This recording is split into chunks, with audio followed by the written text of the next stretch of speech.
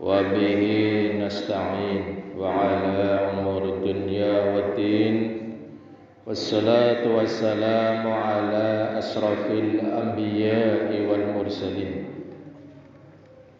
وعلى آله وصحبه أجمعين أما بعد رب اشرح لي صدري ويسر لي أمري واحلل عقدة من lisani yafqahu qawli. Para jemaah yang dirahmati Allah Subhanahu wa taala. Alhamdulillahirabbil alamin. Detik ini kita masih diberikan nikmat sehat walafiat. Mudah-mudahan anak kita, saudara kita, orang tua kita sehat semua.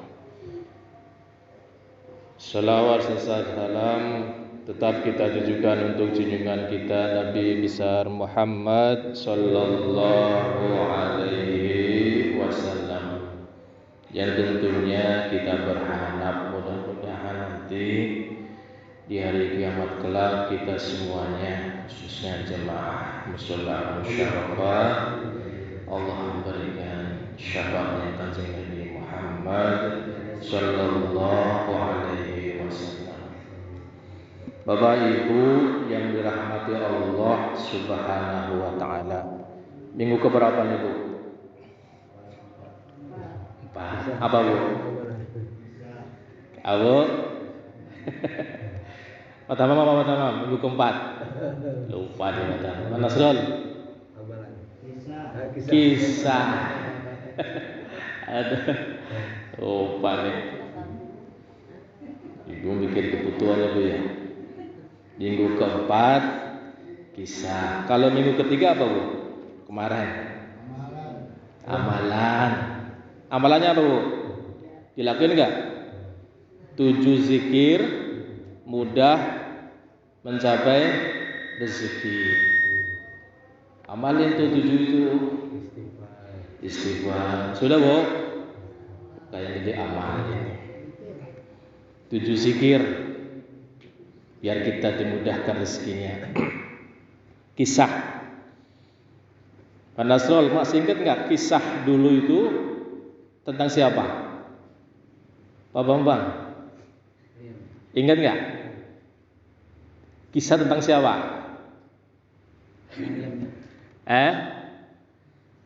Yo, minggu keempat kisah tuh. Kisah siapa, Adit? Ya, Adit lupa. Ada. Apa, Adit? Lupa ya? Ingat-ingat, Bu. Coba ingat-ingat ya. Apa ya? Kisah apa gitu? Saya coba hari ini mengambil kisah bukan tulisan saya, Bu. Saya hanya mengutip, insya Allah tulisannya bagus ini. Makanya saya kutip, ya, bukan hasil karya saya. Saya mengutip dari tulisan seseorang yang bisa dipertanggungjawabkan. Apa kisahnya? Hiduplah seorang ibu sama anaknya. Ayahnya sudah meninggal tuh. Ibu sama seorang anak. Nah, ketika lahir itu ayahnya sudah meninggal. Gitu ceritanya nih. Suatu hari ibunya nih, mamanya sama anaknya nih ngobrol dah sama berdua nih. Ngomong anaknya, "Ibu, aku malu sama teman gitu. Temanku mereka memiliki ayah, memiliki ibu yang sempurna secara fisik dan mereka bangga terhadap ibunya itu." Tahu nggak ibunya kenapa, Bu? Anaknya ngomong seperti itu. Ibunya buta. Jadi seorang ibu yang buta dengan seorang anak. Ayahnya sudah meninggal waktu di kandungan tuh. Anaknya mau begitu tuh. Ibu, aku malu sama teman. Temanku punya ibu sempurna fisiknya, bangga dengan ibu mereka, Bu, begitu. Tapi aku ibu, ya, mengapa aku memiliki ibu yang buta? Begitu anaknya dia. Namanya anak ya, gitu ya katanya.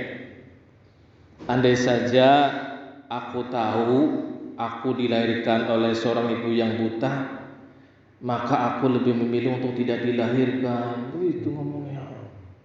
Insya Allah. Mendengar kata-kata yang keluar dari mulut anaknya ini, namanya ibu ya. Sang ibu lantas berkata, jawab, "Nah, ibu memang buta. Tapi walaupun kamu malu dengan keadaan fisik yang ibu miliki, ibu sayang sama kamu loh. Ibu tetap sayang padamu, nak." Anaknya lantas menjawab, "Bu, semua teman-temanku selalu menghina aku. Bahkan tidak ada satupun perempuan yang suka."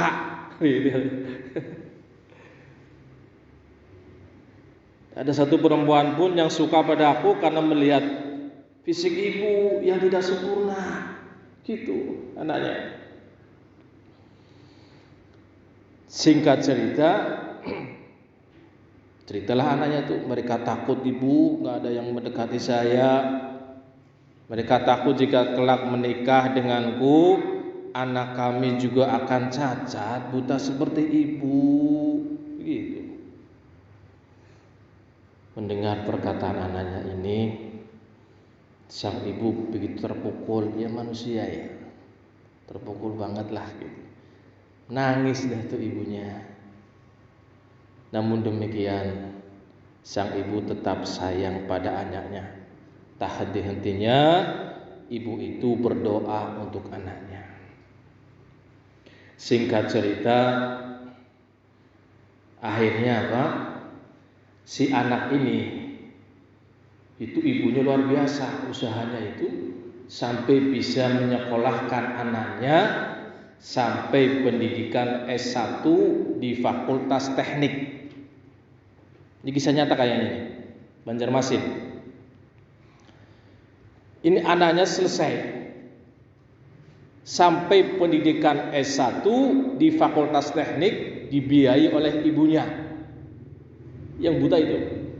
Luar biasa ini. Betapa bangganya hati sang ibu mendengar anaknya akan diwisuda dan menjadi seorang insinyur. Tak sia-sia pengorbanannya selama ini dengan berjualan di pasar untuk menyekolahkan si anak. Bangga, senang gitu. Dia jualan di pasar untuk biaya anaknya dengan hati yang tulus luar biasa. Sampailah anaknya pendidikan S1 Fakultas Teknik Insinyur dah tuh. Laki-laki. Tak kenal lelah sang ibu ini bekerja walaupun dalam keadaan matanya yang buta. Sampailah saat ditunggu-tunggu itu wisuda itu, acara pengesahan lah ya. Tapi anaknya itu nggak mengundang ibunya.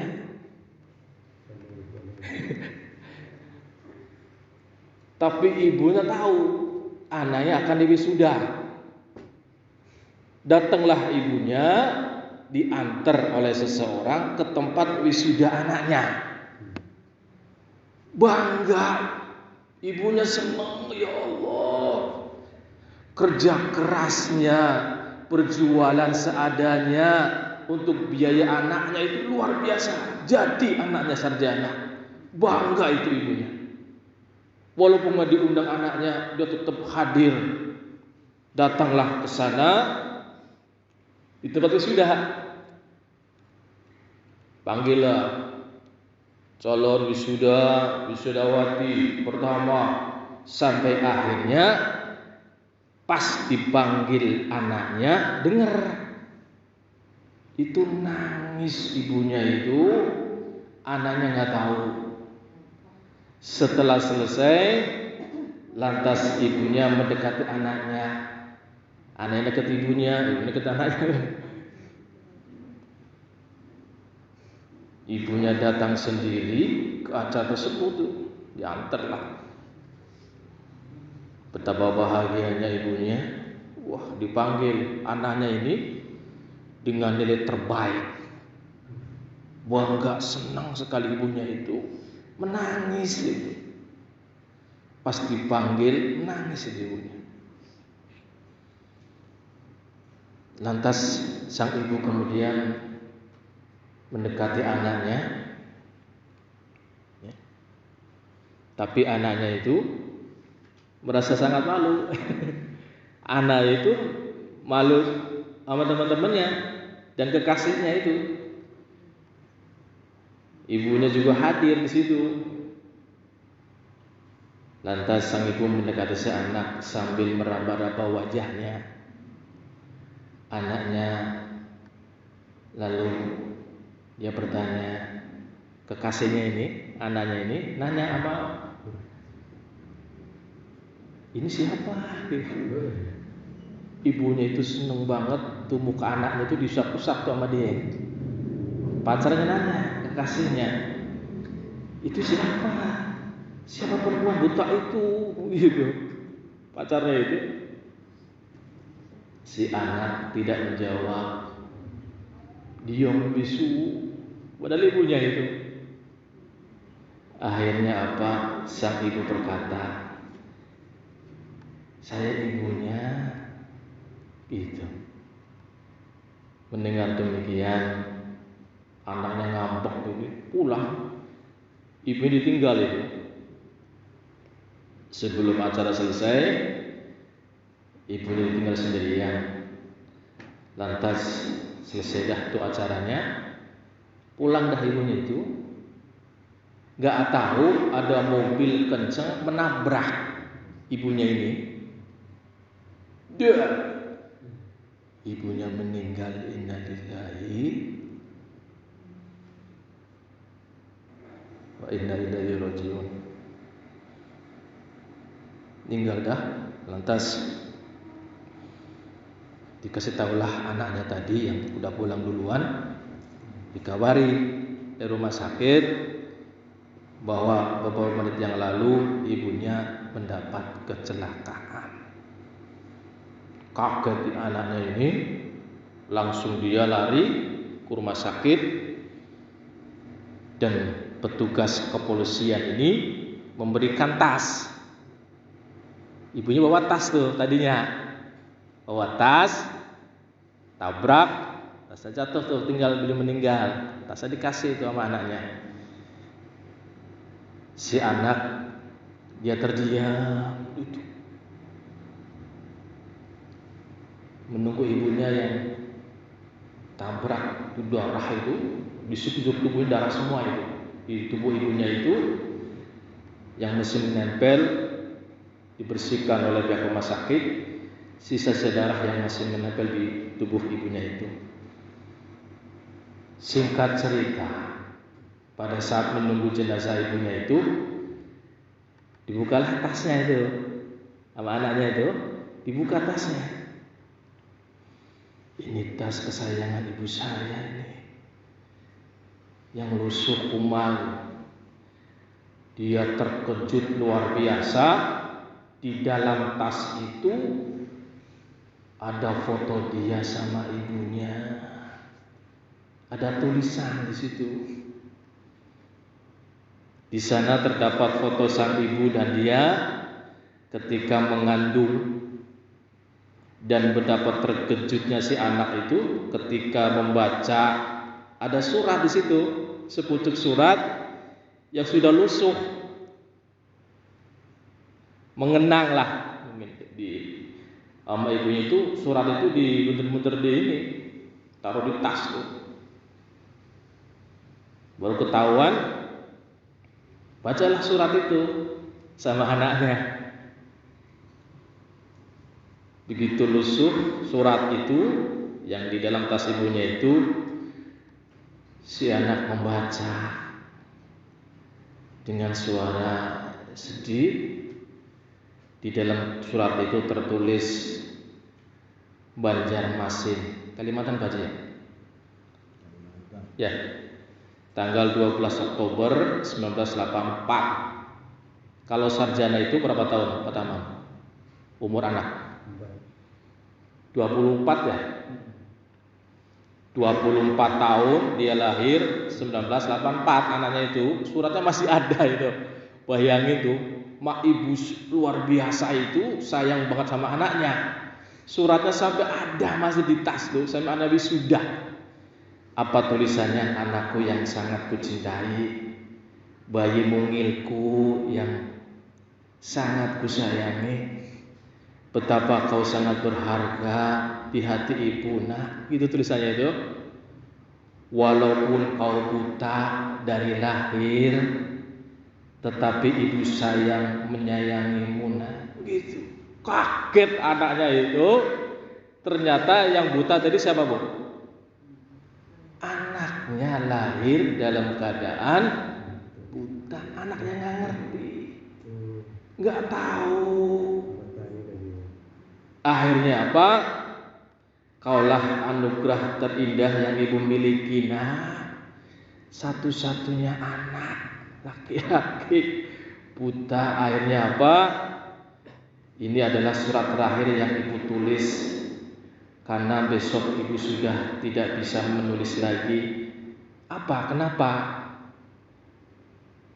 Apa bu? Besok matanya akan didonorkan kepada anaknya. Anaknya nggak ngerti. Itu dia bisa melihat. Itu matanya ibunya. Dikirain anaknya itu ibunya yang buta. Saking sayangnya luar biasa. Anaknya nangis, nyesel. Kenapa dulu bahasa itu? Nangis anaknya. Ya Allah, ampuni kami, ya Allah, nangis lagi. Menyesal yang terlambat. Para jamaah yang dirahmati Allah Subhanahu wa taala. Maka benar yang difirmankan oleh Allah Subhanahu wa taala. Allah Subhanahu wa taala dalam surat Al-Isra ayat 23-24. Saya mengingatkan saja, wa qadha rabbuka alla ta'budu illa iyyah wa bil walidaini ihsana.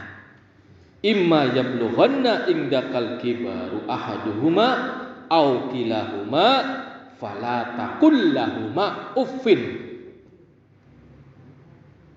wala tanharhuma wa qul lahuma qaulan karim. Apa pesan Allah di sini? Dan Tuhanmu telah memerintahkan supaya kamu jangan menyembah selain Dia, dan hendaklah kamu berbuat baik pada ibu bapakmu dengan sebaik-baiknya. Imma yablughanna indakal kibaru ahaduhuma, jika salah seorang di antara keduanya atau keduanya sampai berumur lanjut, Allah Subhanahu wa taala berpesan, fala taqul lahuma uff, jangan sekali-kali mengatakan uff, wala tanharhuma, dan Allah pesan, janganlah kamu membentak. Wa qul lahuma qaulan karima, ucapkanlah kepada mereka perkataan yang mulia. Terakhir saya tutup dengan hadis dari Muhammad sallallahu alaihi wasallam. Pada suatu hari Muawiyah bin Jahimah itu nanya pada Rasulullah, "Ya Rasul, aku ingin berperang ya Rasul, dan aku datang meminta petunjukmu ya Rasul." Apa jawaban Rasulullah? Rasulullah malah nanya, "Masih punya ibu?" Jawablah Muawiyah ini, "Iya ya Rasul." Apa jawaban Rasul? Sudah, kamu pulang saja jaga ibunya. Ibunya sih udah tua sendirian. Rasulullah pesan, sudah kamu gak usah ikut perang, tetaplah dengan ibumu, karena sungguh surga di bawah kedua kakinya. Tuh sampai sebegitunya Rasulullah SAW berpesan. Ibu, makanya pernah saya sampaikan, ibu, 3 kali ibu ya. Ibu, ya Rasul, mana yang saya hormati ya Rasul? Ibumu. Terus apa ya Rasul? Ibumu. Sabar lagi ya Rasul, ibumu. Tanya lagi sahabatnya, siapa lagi ya Rasul yang harus saya muliakan? Baru Rasulullah jawab, bapakmu. Mudah-mudahan apa yang kami sampaikan, dan mungkin hadis riwayat Bukhari dan Muslim, yang tadi hadis riwayat Ibnu Majah, An-Nasa'i, Ahmad atau Tabrani, yang ini adalah hadis riwayat Bukhari dan Muslim. Apa kata Rasulullah SAW dalam hadis ini? Dosa-dosa besar yang paling besar, pertama adalah syirik kepada Allah, membunuh. Yang ketiga, ini tingkatan ketiga nih, posisi ketiga, durhaka kepada kedua orang tuanya. Mudah-mudahan anak kita dijadikan oleh Allah anak yang soleh dan solehah, taat kepada Allah dan taat kepada kedua orang tuanya. Amin ya Allah ya